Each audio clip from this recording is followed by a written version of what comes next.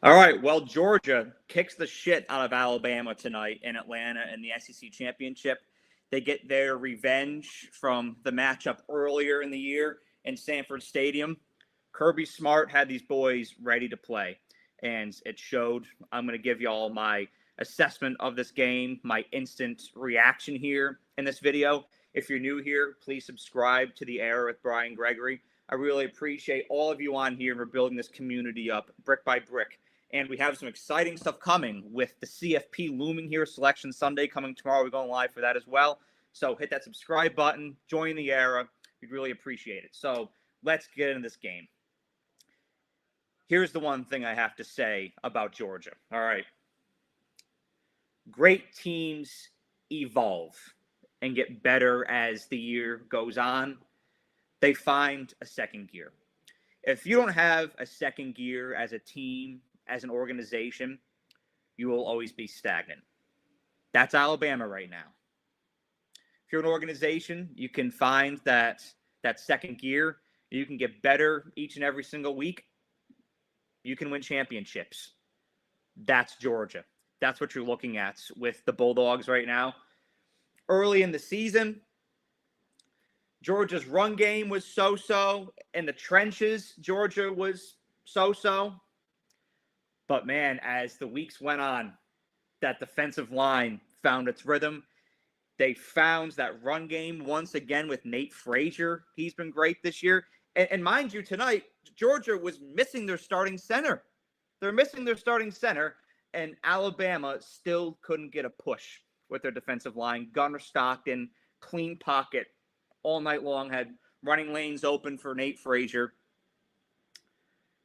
They found a way to get better each and every single week. You see it with the NFL. I mean, how many times have you seen it in the past with the Kansas City Chiefs? Granted, you're not seeing it this year, but they start the year 3-4 or something like that. The passing game is off. Their corners are getting burnt. And they make some adjustments as the year goes on because they have a smart coach in Andy Reid. All of a sudden, you turn the corner into December, and they're looking like the same old Chiefs. Well, it's the same exact ideology that's taking place right now with Georgia. We saw some up and downs early in the season. I mean, you remember that Tennessee game when Joey Aguilar was absolutely burning them in the first quarter. That defense has gotten so tight and so much better now that you're never going to see that again. Georgia learned from that game. They went back. They looked at film. They made corrections. Offense was stagnant against Alabama. Receivers not getting separation. Run game struggled. Gunnar Stockton looked mid. They've now evolved beyond that. Georgia had underdeveloped components of their team back in September. But you turn the corner into November, and I was saying a few weeks ago, Georgia looks like one of the hottest teams in the country right now. I had some people argue me on it, but I'm standing 10 toes down. This is one of the best teams in the country. This could be the best team in the country. I mean, Ohio State really hasn't been tested much this year. Georgia has, right? Tennessee, Ole Miss, the list goes on. This is a battle-tested team, and what I love about this Georgia team right now is that they're hungry. They want more. You know, I made a video about the Houston Texans a few days ago. It's doing very well. Welcome all Texans fans and Houston subscribers to the channel. I really appreciate that as well. But I said about the Texans. They're peaking at the right time. And Georgia is absolutely 100% peaking at the right time right now. And that's what it takes to win championships. You saw with Ohio State last year, peaked at the right time, got hot at the right time, was always a great team, but they tapped into their very best, their optimal potential when it meant the most. I think that could very well be Georgia this year. And what I loved, I was watching the post game, the trophy celebration with Kirby Smart and the boys, and what stood out to me was when Kirby Smart was asked, "Are y'all going to practice tonight?" And he's like, "What do you boys want?" Some of them thought about it. Some of them wanted more. They just want to keep pushing. They want to keep getting better. That's the standard right now. That's the mentality. They have an insatiable appetite to win. It's like Vince McMahon says he has an insatiable appetite for life and he wants more. Or I should say more.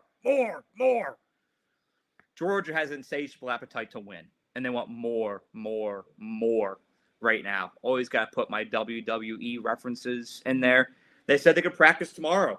They could practice on Monday. They just want to keep going, and that speaks to the character and the fabric of this team. Wouldn't expect anything less from a Kirby Smart team. They were dialed in, especially in the trenches tonight. Great protection on offense, getting pressure on defense all night long. Georgia made crucial stops when they had to. They always seemed to be moving the ball. They would fall forward. When I thought they'd get a 3-yard gain, it turned into a 9-yard gain. I mean, they were just moving the ball downfield with ease. My boy Alex Chasen here commented, embarrassing game for Alabama. We don't deserve the playoffs. We're going to talk about that. We talk about winners first on the show here. So we're going to continue to talk about the Georgia Bulldogs and the performance that they put on tonight. I mean, Gunnar Stockton did what he had to do. 20 for 26, 156 passing yards, 3 touchdown passes. Zachariah Branch and Dylan Bell getting great separation. Dylan Bell's had kind of a quiet year this year, but tonight he was getting great separation. And he was a monumental part of Georgia's game plan in beating Alabama. But this is a great team right here. This is a well-coached team. Georgia could very well be your national champion. You can tell that they took that Alabama game back in September personally. I mean, Kirby was asked about it, and he kind of brushed off the question. But you know that they took that late September game very personally by the way that they played tonight. And they got their revenge. This thing was never close. I think that's the blocked punt in the first quarter was also a huge momentum swinger because at the beginning, the climate of this game, the flow of the game felt very much like the matchup in Athens. Time of possession, drawn out drives, kind of even time of possession. And then once Georgia got that block punt, got that great field position, they put it in for 7. That's what you got to do. When you get a break like that, you've got to get 7. And when Georgia got opportunities tonight, they capitalized on them. That is another sign. That is another characteristic of a great team. But it was that block punts that gave this team energy. And quite honestly, they just never looked back. Their energy was completely different from that point on. Alabama's energy was completely different from that point on. They were full of energy, and Alabama was mopey. And I'm going to talk about sideline body language. I mean, Ty Simpson looked panicked all night long. Ryan Williams looked lost. Killing the board looked like he had no pulse. Kirby was yelling at guys for getting penalties when they were up 28-7. That's Nick Saban type shit. He learned from the best. I'm not surprised. That's Kirby. That's part of his DNA. That's why I love the guy. That's why he still is the best coach in college football, regardless of what people say. Georgia looked fired up. They had energy. They had passion at the right time. That's what championship teams are built of. So, great win for Georgia. Will be interesting to see how the momentum continues to build for the Bulldogs. But let's talk about Alabama for a second here. Like I said, sometimes you got to tip your cap when you play a great team. Sometimes that's the case. And Georgia was the better team today. Georgia outclassed Alabama. And so, as a Bama fan, for that, I tip my cap to the Bulldogs. Great, complete performance by them. Full quarters of sustained intensity, something that I'm still waiting to see out of Alabama this year that we've now seen multiple times out of Georgia. And that's why Georgia's a far better team right now. There's something that we always say on this show. Success starts in the trenches. I'm going to make some damn t-shirts. I think they're going to sell well. Success starts in the trenches. I can't say it enough. I'm going to say it until I'm blue in the face. And I go on social media and I'm looking at all the comments from Alabama fans on social media posts of my own. And there's 2 things I keep seeing. Tie. Put Keelan Russell in. Our run game. Did Ty make bad throws tonight? Yes. Did Ty get flustered very quickly and have that Dak Prescott panic-looking look on his face? Absolutely. Was it all completely his fault? No. I'm going to explain. Is the run game bad? Yes. I expected more out of A.K. Deer tonight. I expected more out of Daniel Hill tonight. But your offense is nothing without an offensive line. And for the guys that Alabama has on this offensive line, the output, the performance tonight was absolutely pathetic. And I cannot emphasize that enough. Alabama has always been an organization, a program built on great offensive line and defensive line play. That's the way it always was in the Nick Saban years. That's the way it always was in the Bear Bryant years. That's what Alabama's made of, is great play in the trenches, getting a push in the trenches, because like I say, success starts in the trenches. And so when I hear people say, oh, Ty this, the run game that, they can't do anything. Watch the plays tonight. Go back and watch the plays tonight.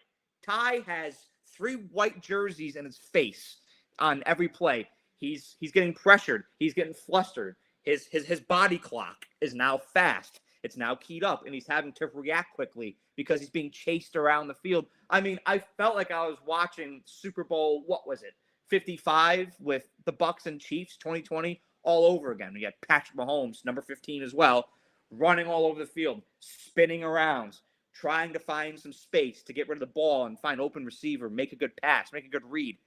Ty struggled to do that all night tonight. And I'm not even trying to make excuses for the guy, but that's the reality. You cannot have a complete performance as a quarterback if you don't have protection, if you don't have a clean pocket. And Ty didn't all night tonight. This running back room tonight, Daniel Hill averaging 2.8 yards a carry. A.K. Deer, 3.3. Daniel Hill had 11 yards. A.K. Deer had 10 yards. That's pathetic. That's awful. You're not going to win a playoff game. You'll struggle with James Madison with those kinds of numbers. Ty Simpson, 19 for 39. Again, that's inexcusable. That's a very, very, very inefficient night. Another costly interception that gave the opponents confidence, that gave them a breath of fresh air. You can't afford that either.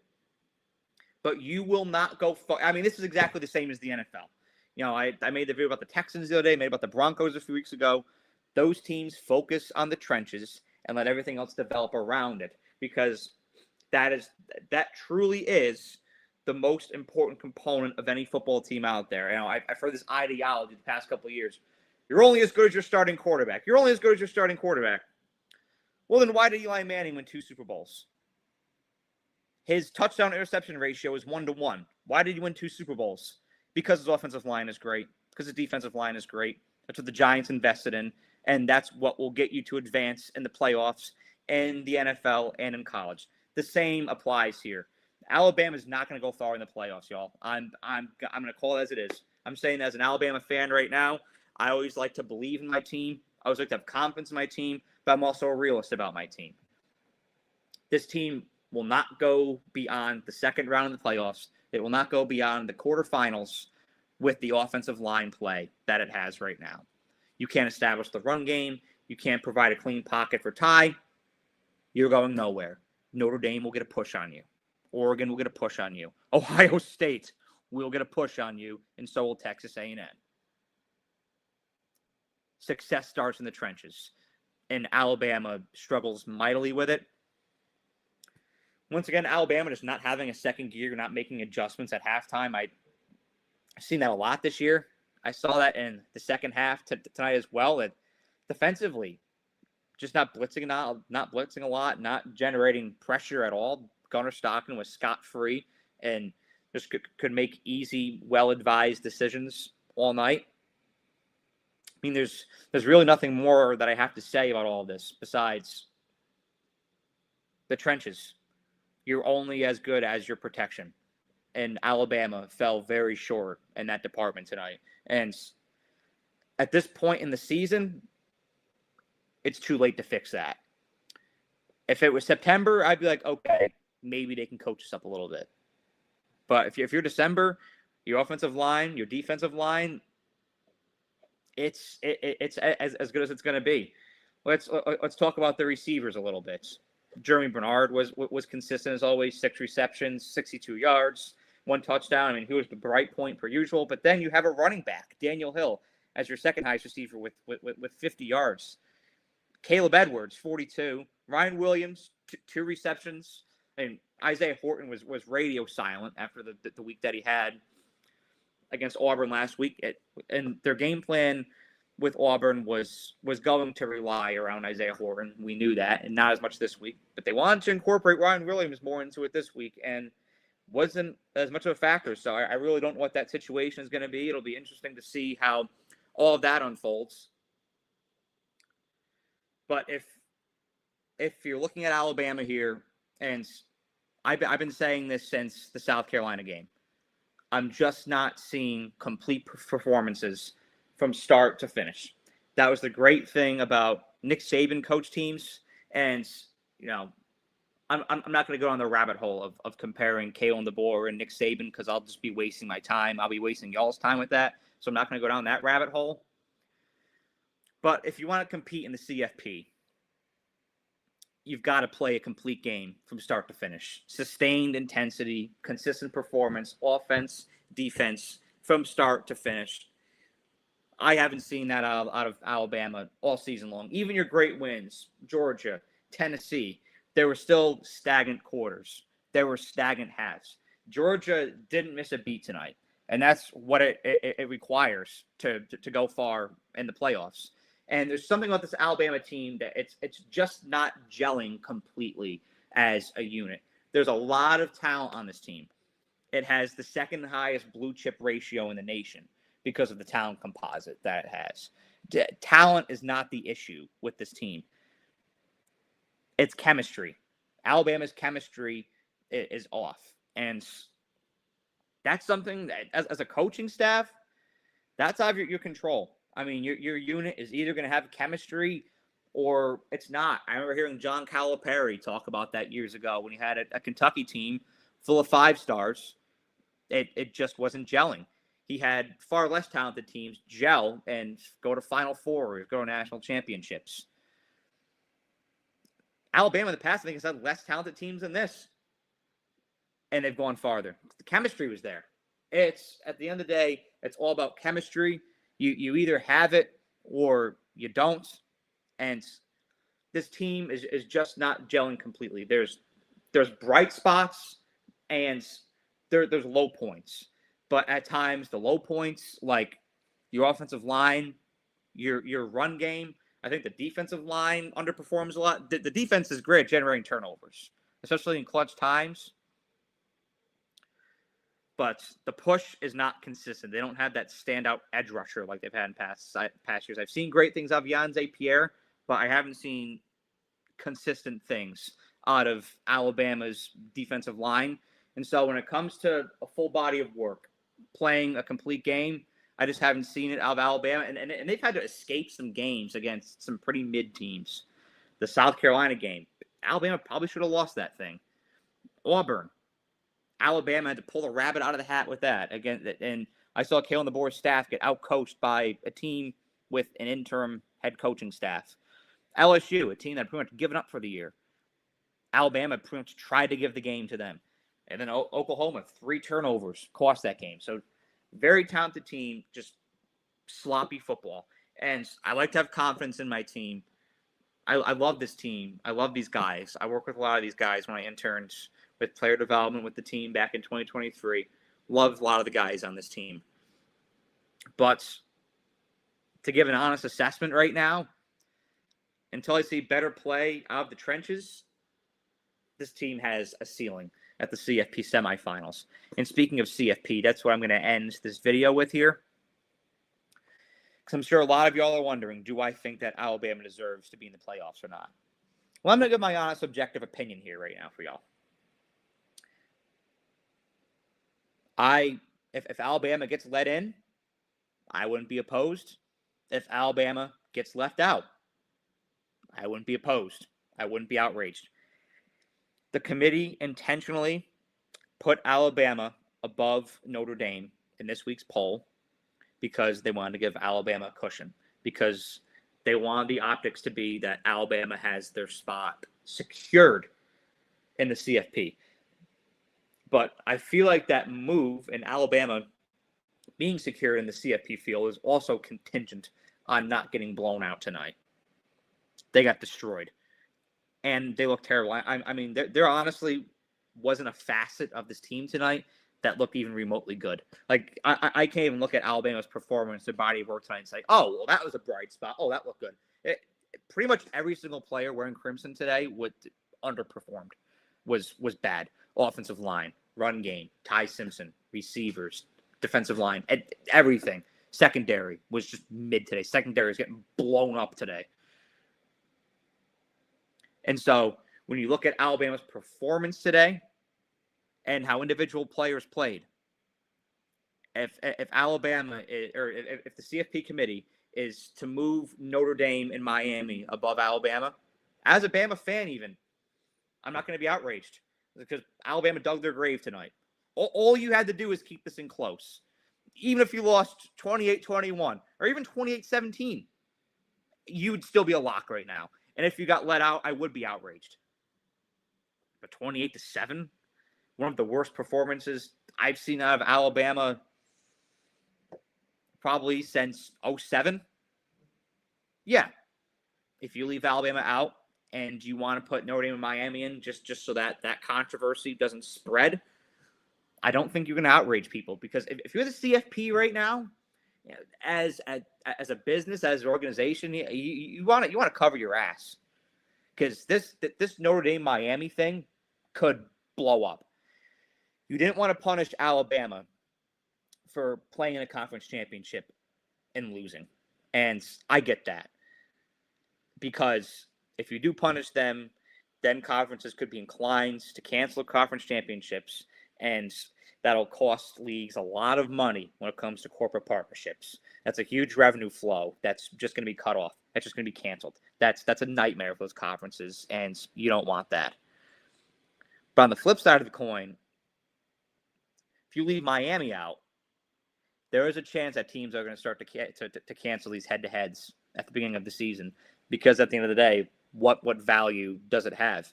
You're Miami. You did everything you had to do for that game. Preparing for it physically, logistically, everything. You went out on the field. You played 4 quarters. You really, really quieted Notre Dame. You won that game fair and square. And at the end of the day, it doesn't matter. So teams are going to look at that, and Miami look at that and say, "Oh, well, why don't we just play FIU that week and get a free win? We won't get penalized for it.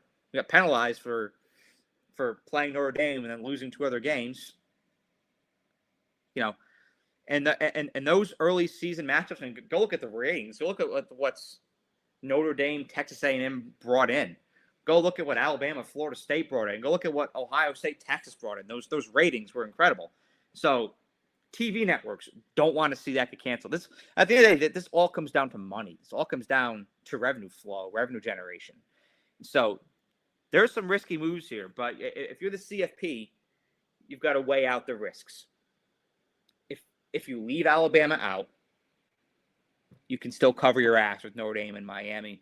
And I don't think realistic people will be outraged by leaving Alabama out. I'm an Alabama fan, and I wouldn't be outraged if they got left out after today, after 3 turnovers against Oklahoma in a game that you really should have won, and then going into Tallahassee and losing to a team that's barely going to make a bowl game in Florida State by double digits.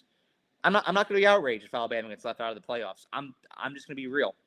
But Miami fans are going to be outraged if they're left out of the playoff after beating Notre Dame head-to-head and Notre Dame gets put in. And that could cost money for TV networks. So that's the risk that you've got to weigh out here. But the other angle is we're talking about Alabama and BYU here. Conference championship games. Alabama played today. They didn't have to play. BYU played today. They didn't have to play. Miami and Notre Dame watched these games from the sidelines today, from their couches or from their facilities maybe. They didn't have to show up and play. They didn't have to travel, nothing.